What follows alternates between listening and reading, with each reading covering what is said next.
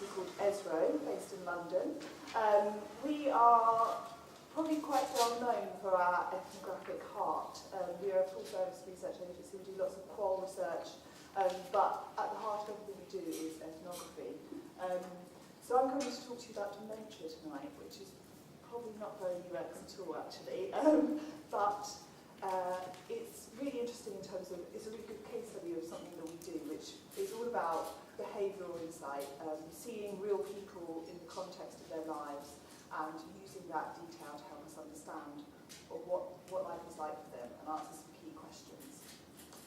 So as I said, the project that I'm going to talk to you about was for a start-up dementia care company called Red and Yellow Care. They saw an opportunity in the market to create more specialised dementia care for people, to do it slightly better than the current state of care homes across the country. So we were asked to go out and explore the lives and the experiences and the desires of people that are living with dementia up and down the country. So I imagine if the minute I said dementia care home,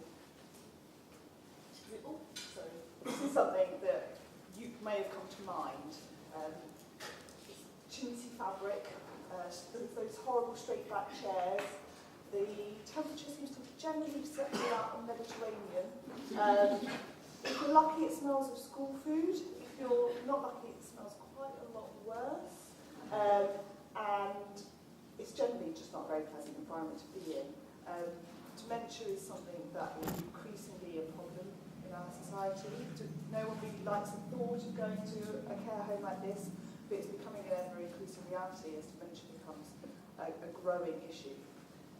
So really, one day we could all be looking at something like this, and that's really what Red and Yellow wanted to avoid. They wanted to build a new set of care homes and deliver a better personalised service for their future people with dementia. So we spent just over a week in a dementia care home. That's me. We're just sat on the edge of the living room area there. And life is pretty depressing, to be honest. It's very mundane. Everything goes very, very slowly. And whilst the staff speak almost exclusively about person-centred care, actually what they deliver falls a little bit, actually quite a lot short from what we were expecting.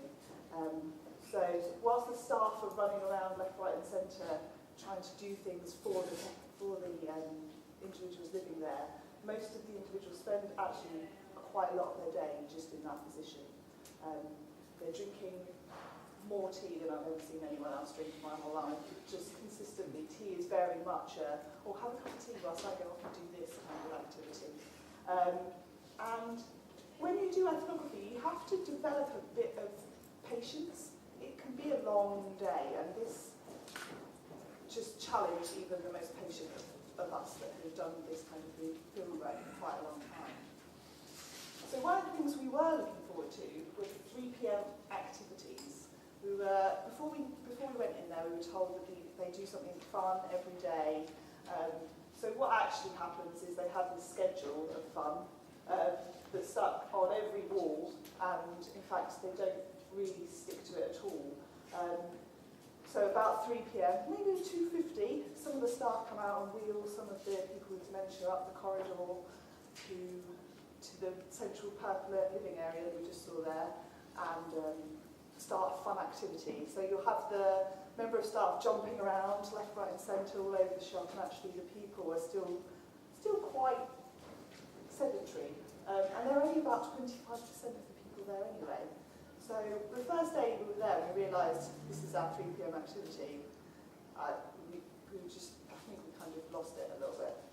We've had quite a lot of monotonous conversations, quite a lot of repetitive conversations with people about what it's like to live there, about the fact that we're from London, and the fact that we do research, and the fact that we're going to be here for 3 days, and then the fact that we're from London, and then the fact that we do research, and then the fact that we're going to be here for 3 days, and then the fact that we're from London, and the fact that we do research.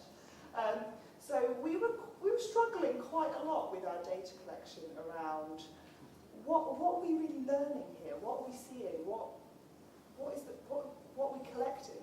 It was quite hard to know. It was quite slow. And then there was just this one moment where we sat in the living room, probably drinking a cup of tea, probably not watching the TV that was on in the corner. And a lady got up from her chair. She was a bit enthusiastic. Zimmer frame goes and she nearly falls over. And you just look around the room and all these smiles are sweeping around the room. And then you start to see people laughing at the fact that someone else has nearly fallen over. And we had this moment where we saw the life behind these people that were just sat in chairs all day long, sat there waiting for their next cup of tea to come along. And this was really the start bit for us. We'd been there for quite a long time. This was actually at around 2 a.m. When this lovely Scottish lady who believed that her grandparents owned the whole house and everyone should leave, started to dance for us. But after all the gobbledygook and the repetitive questions and the rambling and the staff testimony that didn't quite match up with what they said they were delivering and what they were hoping to achieve, we noticed the small events that started to bring the place to life. Small events like people starting to trip over and everyone else finds it funny, or a stray cat walks past a window and everyone rushes to the window. I think the most important day of the week was the day the good-looking doctor comes by, and all the ladies sit there and go, hello, here's hello ladies. And it's just this assumed unresponsive crowd of people that you couldn't quite see what was lying behind their relatively blank faces. So what we did is we compared this time within the dementia care home to life outside for people with dementia living at home, and comparing the dementia care home life to life in the real world where people were living with their partners and going to have their hair cut every couple of weeks. And just the vast difference between those two experiences started to show us started to give us the data that we were interested in, started to show us the points at which the care home experience could be improved. There's small things like that the people were doing outside that the residents of these care homes couldn't even begin to imagine, like cooking for themselves, even if it goes horrendously wrong. They weren't really given the chance to try. One gentleman liked to have a gin and orange in the bath. The thought of doing that in some of the bathrooms in the dementia care homes was appalling, and that made us start to look at how the bathrooms were designed and how the bathing experience was designed. So the view of simple pleasures became quite key to our findings for Red and Yellow Care. The lens of kind of everyday life and making things normal for people and giving people normal coping strategies to get through day-to-day life when they're living in a dementia care home. Like small things that people do outside, like having multiple bathrooms to deal with the bathroom situation, giving the carer somewhere to go and have a rest and relaxation, as well as somewhere where they might have to deal with all the incontinence and the pads and all the paraphernalia that comes with that. Spare clothes that get washed on an almost daily basis. And it's when we genuinely believed that life in a dementia care home was completely not living up to what it should be. It wasn't delivering the right service to the people with dementia to keep them really going for as long as they physically could. Care homes are actually the antithesis of life, and that's something that we wanted to tell back to Red and Yellow Care. So what started as a way to find out how we could maximise opportunities for people with dementia and teach Red and Yellow Care how they could improve their service, it became a project that was about completely redesigning their care homes and completely redesigning the service that they delivered based on the comparison between real life for people living outside of homes with dementia and life inside the homes. That's it. Thank you.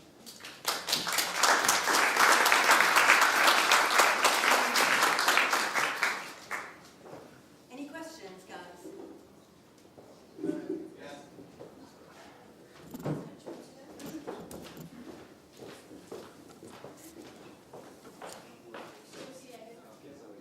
Hi, good evening. My name is Daniel. The question that I have is to do with what I noticed today for the possibly first time consciously in my life. This is children children behave in the same fashion, yeah, they go after a cat and they all go together, or somebody trips over and they all laugh. But I've seen today adults also, like us all, behaving quite childish in a professional environment, which I think we all do all the time because we are human beings and we have feelings as well as data. And my question to you is, like, do you take those things into account? Do you also, I mean, you've expressed a few points which were very interesting, but do you actually look beyond those actions, and do you also look, even if people with dementia, into feelings? What do they feel? Even if they don't remember, or even if this woman, I was in hospital and this woman, similar woman, was expecting her son to come and pick her up, but 5 days in, I came out and the son hasn't even turned up once in a day. Do you also look into those kind of personal inner feelings?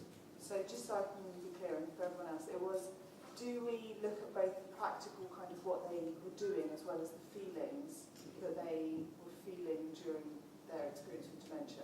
Yeah, I would say, I mean, I suppose with dementia, I don't know anything about that though, Yeah. but I suppose you will have to bear in mind as well the behaviors, the patterns, the way in which people might or might not do something because of their, in this case, for their illness.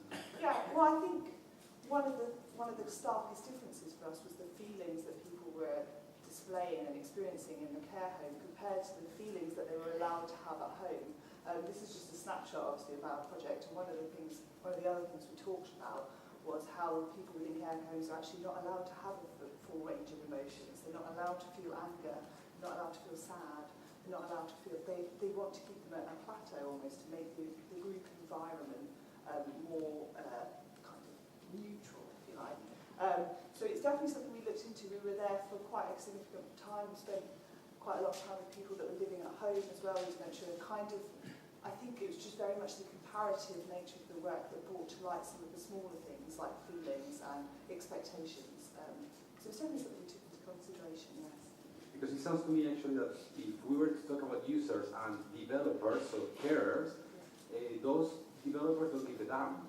I mean, I come from a country where they used to keep a damn about things, which is Spain. Now everything's collapsed, so it's becoming even much worse than what is supposed to be in this country. I've been treated very nicely in the UK 4 times at hospital myself, so I have nothing to complain about in 4 different hospitals. But I suppose it's more than the users, it's more to do with the institutionalization of this. I think, yes, the carers do give a damn, they do care about the people they're working with, but they've been given this language about person-centred care that doesn't quite match up with what they're delivering. They kind of overshoot themselves a little bit and aren't necessarily able, just through like financial constraints, time constraints, to deliver the kind of care that appeals to all those things like emotions as much as they can. They probably want to.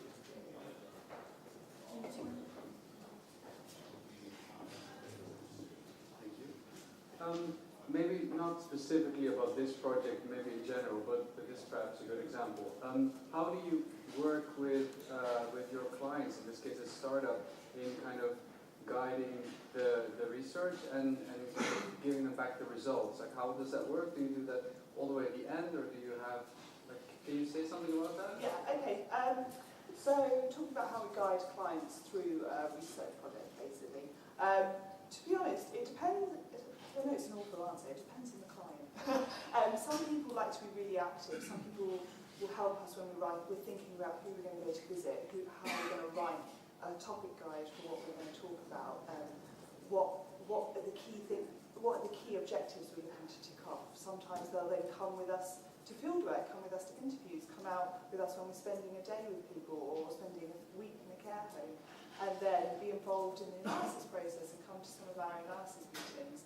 And then when we go back to them and give them the final report, they really feel like they understand the report or the presentation, they know where we're coming from, because they can see the results that have gone along the way. Other times it will be, okay, we really want you to find out about this subject, go off and do it, and we trust you, and then we come back at the end and we tell them everything that we found out. And normally it's with kind of a few hints along the way, a few update emails, but generally it depends how involved they want to be, really. But there's capacity for them to come the whole way with us if they want to. Okay, thank you.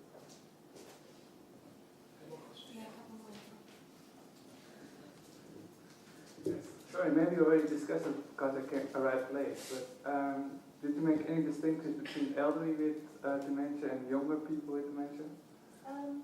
We had a few people in our sample who were on the younger end of the spectrum, so late 50s. Yeah. But we found that generally it was the type of dementia that they had that had a greater impact on their behaviour and their kind of state of being than their age. But there is definitely a younger people with dementia spectrum, but it's just a natural fact that most people are slightly older, so you have to kind of bear that in consideration when you're talking about who to involve.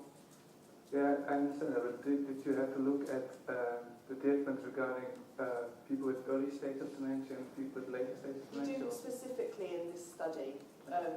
It was much more It's a open. global... Yeah, and in a care home, you don't have much control over what state of dementia they're in. yeah, because in the study you also looked at people outside. Right? Yeah, Then and only people that are still young are still outside, while the people that are not able to live alone still move towards care homes, so that's why. some of the people that we met that were living outside were close to 80. Some of the people that we met living in the care homes were closer to 60. It very much depended much more on their family situation and the type of dementia they had and how far gone they were than kind of age group. Okay, thank you.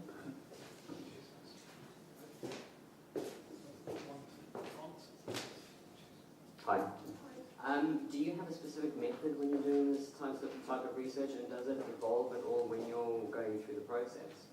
I think when it comes to designing research, you always have an idea in your head of how it might work, what questions might work best, what kind of strategies around patient doing some observational work, and then you go there and it's completely different to what you could ever imagine, because of course how could I really know what it's like to live in a dementia care home before I go there?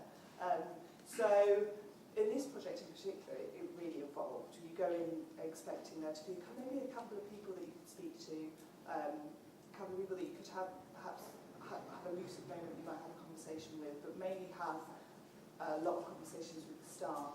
And we got there and we realised the value of the observational work and watching life as it happened, interrupted with conversations with the staff, was actually far more powerful for us.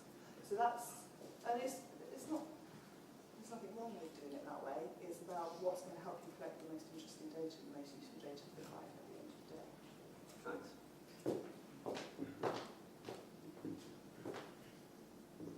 Hi. What were the actual deliverables you produced? What were some of the things that you came up with that would then help and guide So, sorry, what some of the deliverables? the actual kind of content of it, rather than we wrote a report. Yeah, exactly. There were, this was, as I say, to build dementia care homes, so there was a lot of stuff around the actual architecture of the building. We worked quite closely with the architects to tell them about how different people use the space in different ways. So, for example, the bathroom, as I started to mention, was a really interesting space for us because it's so clinical in a care home environment, and when you compared it to some of the more like normal people's homes, for want of a better phrase, there's a lot more of the softer bathing, being clean, relaxing elements that weren't involved. So that's an example of one of the things we spoke to them about, because the project really was focused on kind of design and architecture for the buildings. But we looked at every space in the potential building. We looked at living rooms, we looked at gardens, we looked at like bedrooms, and every single one had a list of kind of different design aspects that could be done in a slightly different way depending on how the person with dementia was living. I think we have one more question. Is that you? Yeah, it's partly been answered. It was about, you said quite a lot about your response as ethnographers to the situation, but you didn't really say very much at all about the perspective of the people who are actually living in the care home. Yeah. So do you have any insight on methods for engaging with what's obviously a very difficult user population? Yes, well, yes, talking with individuals with dementia is incredibly hard, and actually the way to capture how they're experiencing it, the best way that we found was the observational stuff. Like, a number of them are unable to communicate in the way that we would say want to, but in the way we would like aspire to get out of them in terms of having a conversation, having an interview with them. So So watching what they do over a couple of days, over a period of time, talking to the staff about their behaviour, talking to their family as they come in, and watching how they react to different environments and triangulating data from a number of sources is what is and was the best way for us to kind of understand how they're experiencing the environment. So how do you know that they don't like chintzy fabrics and They what may about- well love the chintzy Armchair. fabrics. I haven't given any recommendations on fabric use yet. But it's just when you compare the decor of the homes of the people that we saw that were all living outside of the space, compared to these care home environments, the pastel colours that all slightly clashing because that helps with their eyes, but just a completely different end of the spectrum. And it's those kind of finding data in slightly different ways to just having a conversation, which is what this project was all about, really. Thank you very much. Is there any other question? Okay, well then thanks. Sorry. A quick one actually. Yeah? Did you, before doing this research, did you look into any previous research to do with dementia as well? Like Yeah. academic, whatever? We did a lot of reading, and our client was a psychiatrist who specialised in dementia care, and he had a lot of access to contacts of people we spoke to. But sometimes it can't quite. There's a lot of work that's also been written on space in terms of dementia care and of care homes generally. And sometimes, but we use that as we always do desk research for every project we do, to be honest. And then we want to build on what already exists rather than retell the same story. So that's kind of our outlook on that. Thank you very much.